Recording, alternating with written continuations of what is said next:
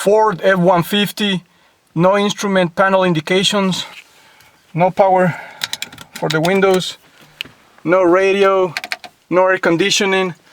Most of the blogs that I read, they said to check your connections, check for grounding behind the panel, and you have to remove these. Well, the first thing that I recommend is try the easiest thing, and probably is like a blown fuse. And we need to find out where the blown fuse is. The fuses cluster on this truck, on the F150, is on the passenger side. I'm gonna show you right underneath the glove compartment. So that's where we'll find the fuses. Okay. Okay. The next step is to remove the cover from the fuse box. Like I show you, is underneath the glove compartment, and there's a tab down here. It says pull. You pull hard out. Okay. There's our fuse cluster. Like I said this morning, I didn't have any instruments indication, no radio, no power windows, no AC. So it has to be a common component, either a relay or a fuse. So I look into the manufacturer's manual and find the location of trying to find which fuse could be bad.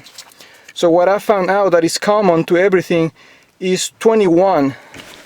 Fuse 21, and then you can look that on the cover. You'll have to read out your cover, but fuse 21 is for my truck, the F150 2007, is right underneath the relay, and that's a 15 amp fuse. How can you tell if a fuse is good or bad? Let me show you. Okay, a good fuse. Here's how a fuse looks like.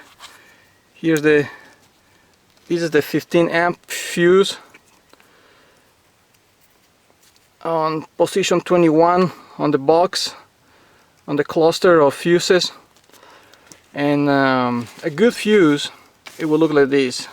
It has connectivity throughout.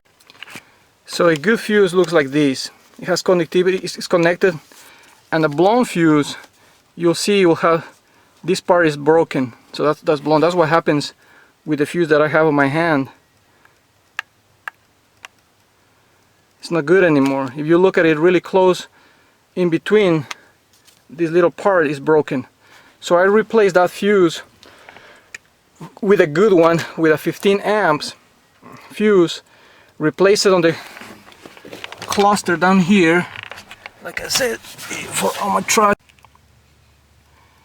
So after finding which fuse was bad, I replaced this fuse, which is position 21, 15 amps. And after replacing that fuse, we'll see if the truck works. If I got instruments indication, power on the windows, AC. Alright, we'll check it out here in a little bit.